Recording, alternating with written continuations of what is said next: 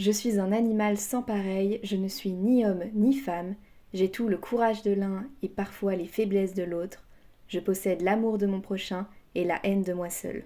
Bonjour, bonsoir à tous, bienvenue dans votre IHC du jour, votre instant Histoire Culture. On va commencer par contextualiser alors qui est Olympe de Gouges.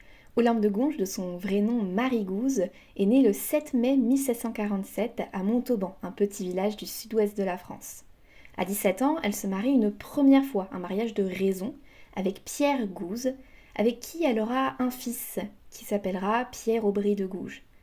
On retrouve dans nombreux de ses écrits que Olympe n'aimait pas son mari.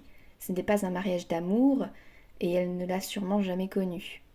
Après la mort de ce dernier, elle décide de ne pas se remarier, et c'est à ce moment-là qu'elle commence à se faire appeler Olympe de Gouges. Pour elle, le mariage, c'est le tombeau de la confiance et de l'amour. Elle décide en plus de rester veuve, car ça lui permettra alors de garder sa liberté d'édition, et c'est aussi à ce moment-là qu'on voit les prémices de son idéologie féministe. Dans les années 1770, elle se rend à Paris.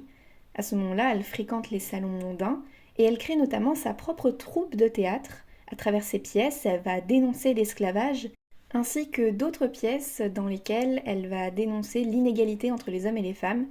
Et à cette époque, elle fait notamment scandale, ce n'est pas du tout quelque chose dont le peuple était vraiment habitué. Ce petit bonheur pour Olympe de Gouges fut de courte durée, car 1789 annonce la Révolution française.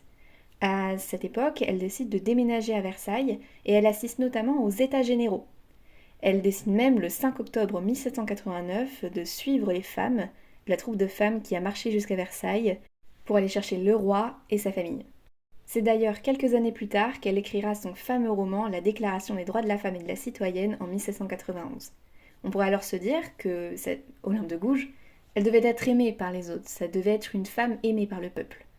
Et pourtant, Olympe de Gouges était contre la violence. Elle sera jugée pour cela comme étant une anti-révolutionnaire. Pendant le procès du roi, Louis XV, elle le défend. Elle proclame que c'était un mauvais roi, mais pas un mauvais homme. Et notamment, elle critique également Robespierre et la Terreur, qu'elle juge beaucoup trop violente. Cela la conduit malheureusement à être l'objet d'un procès. Elle n'aura pas d'avocat, et suite à ce dernier, elle sera condamnée à mort, guillotinée. On raconte que juste avant son supplice, elle aurait proclamé à la foule « Enfants de la patrie, vous vengerez ma mort ». Des mots qui ont marqué le peuple français de l'époque. Nous pourrions alors penser que le peuple français devait être outragé face à ce manque de justice et cette jeune femme condamnée à mort pour pas grand-chose.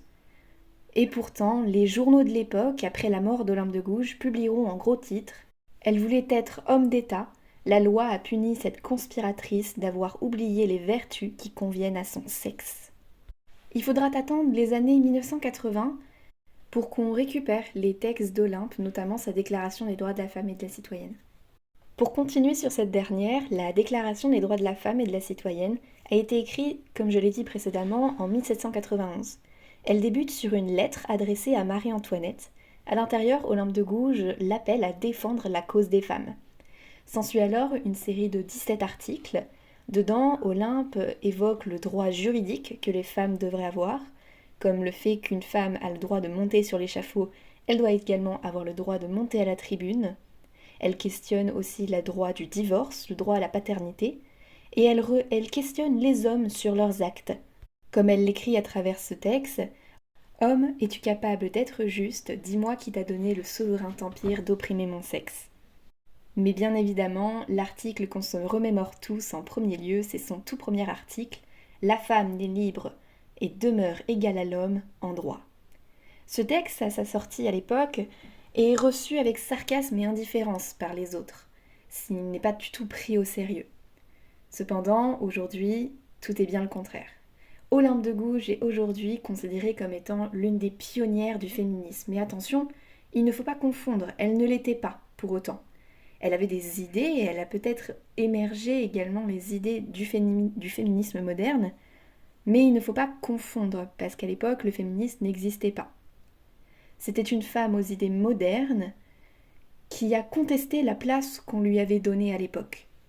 Aujourd'hui, la Déclaration des droits de la femme est étudiée dans les lycées français Et ce n'est pas tourfu, car c'est un magnifique hommage à cette femme, devenue pour notre plus grand honneur l'une des femmes les plus célèbres de l'histoire de France.